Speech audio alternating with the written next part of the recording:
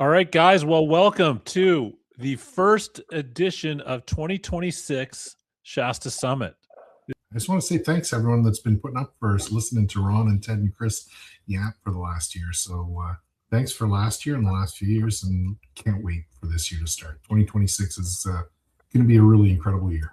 It's going to be fun. What do you think is fundamentally different than the prior years?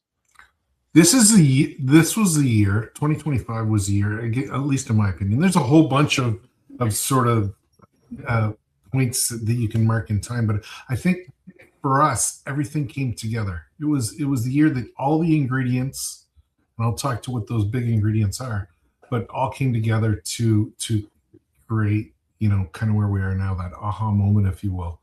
So one of the big things that came together from a Shasta perspective is we got a lot more mature. We learned a lot of things in 2024, but 2025, not only did we learn them, we learned how to overcome some of the obstacles, and we learned how to execute pretty well. I mean, pretty awesome, amazing. I'm so fortunate to be on the same team with Ron and the rest of the team. I'm not going to pull them all out. I pulled Ron's name out because he's here, but just unbelievable. Or he wouldn't have. He wouldn't even have mentioned me, I'm sure. Yeah. So the gelling of all of overcoming obstacles and lessons learned. The second thing, again, from a Shasta perspective, not an MSP perspective, is our platform really, really developed. We've come through puberty, and we're now sort of, I don't want to say we're mature, but we're certainly a lot more mature than we were before. And what I mean by that is a bunch of things. And we talk about lessons learned, but also on the product side. We don't just talk about, hey, there's this open Wi-Fi stuff and we do some software. We have a full technical stack, a full networking product stack, full platform that we can enable our partners now. We didn't have that before. So now we have all the pieces together. We've learned the process. And the final thing was our customers are kind of getting it. Our partners are getting it. This year was the aha year that everyone went, whoa, I totally get it now. It's mature enough that it works, and we feel confident that it's really, really stable, and we have a huge amount of deployments. Last year was like, oh, let's get a few deployments here and there, and let's do what we can. And every some of the wins in our previous lives would be like, and every win was a big, big win. We've got traction, we've got momentum, we've got a complete portfolio, we've got the wind behind ourselves, and it's just what an exciting year. So people are understanding what we do better. We're not just an alternative to those other guys out there. We are completely disrupting the market, and people are getting how.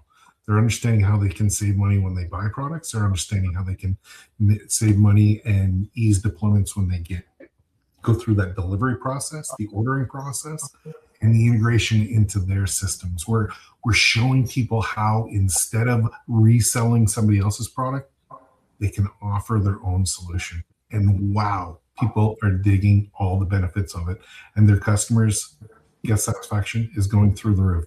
And I'm realizing as I'm talking that just sounded like a Ginsu knife commercial, but that's kind of the excitement that happened in 2025, and pretty cool. Ron, yeah, I was waiting for you to take a breath, but I think through all of that, I think what the most rewarding thing, there's been a lot of rewarding things, but what really is top of mind I think for Ted, he just sort of spoke to it, but I'm going to try to maybe bring some more clarity.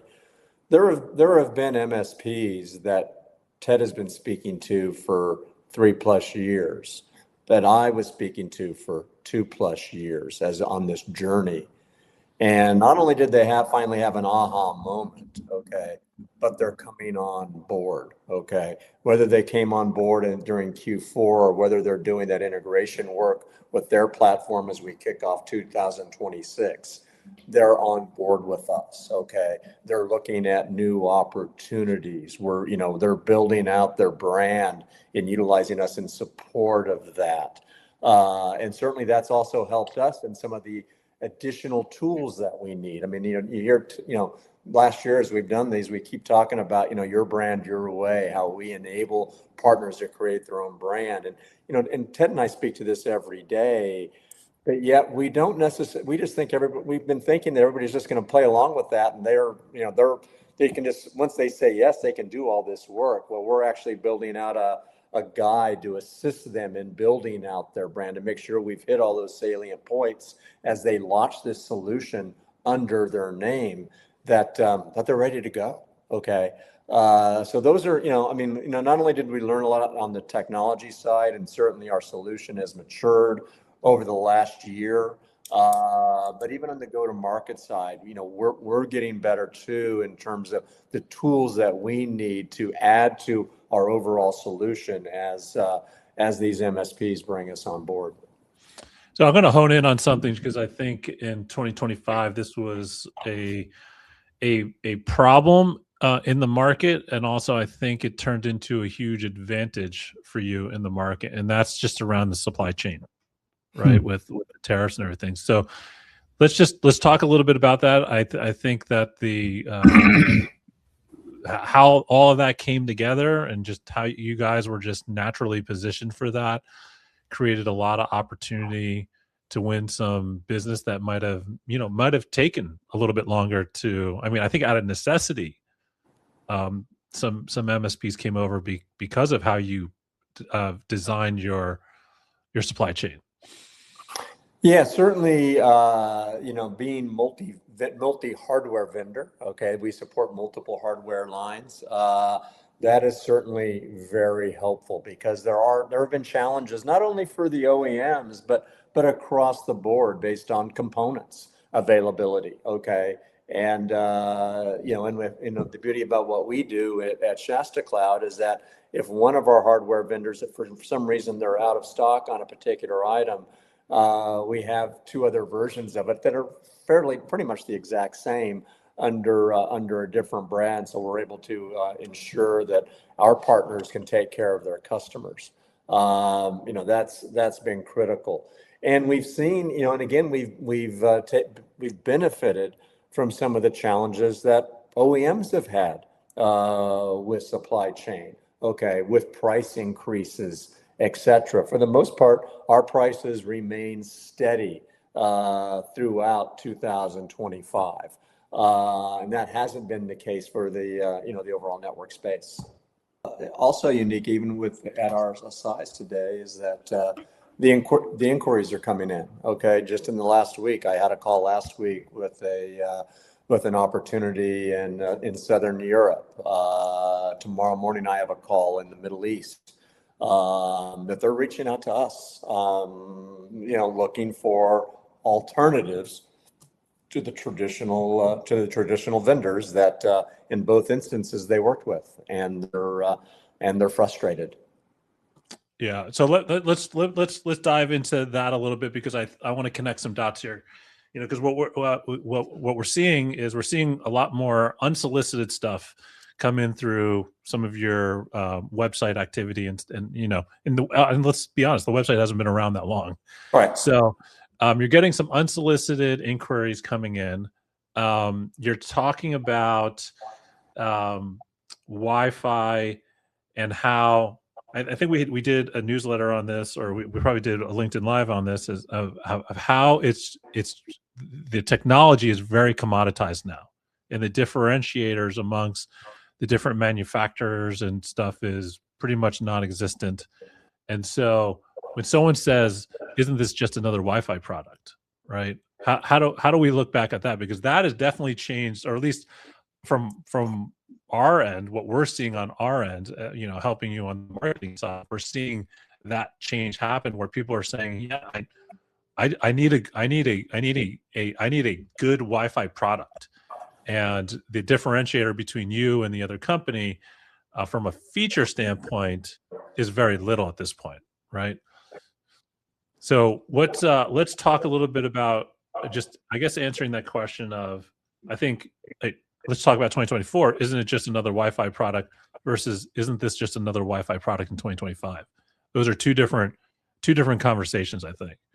I think looking at that, hearing that question, just outright, I don't know that I'd frame it that way. I think I'd look at, who the targeted customer is. There's, if you look at the end user that's at a school logging into the Wi-Fi, a government facility, maybe a hotel and MDU, a senior living.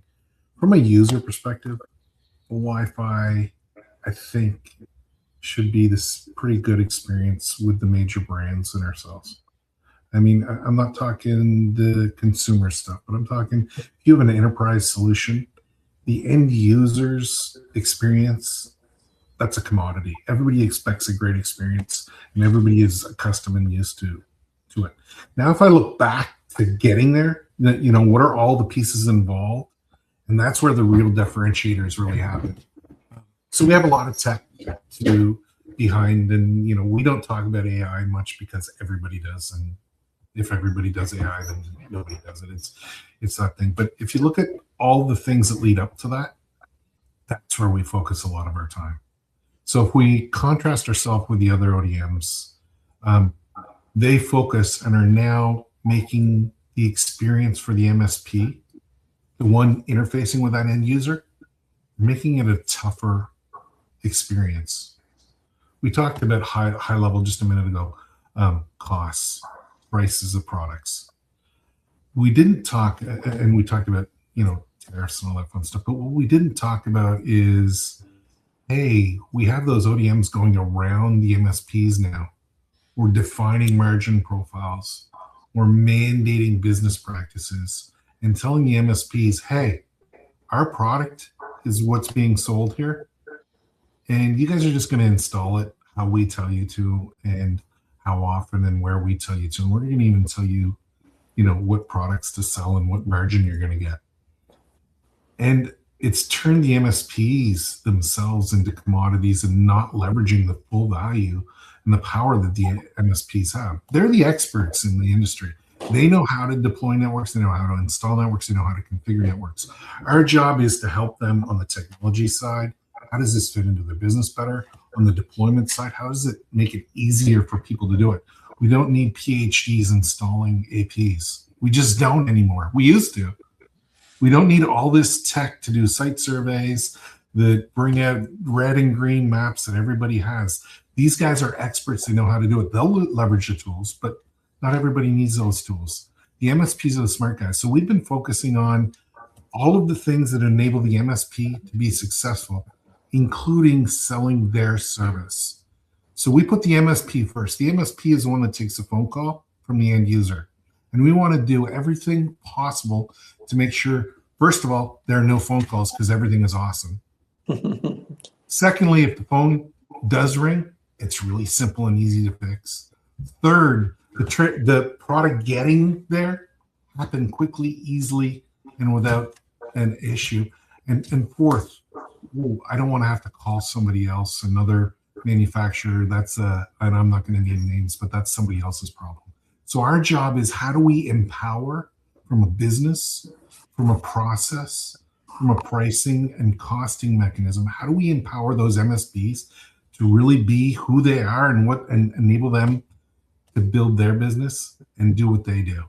Wi-Fi is just an enabler for whatever the services are. We focus, because it's our world, on Wi-Fi, but Wi-Fi in a hospital is enabling EMRI and enabling automation and guest access.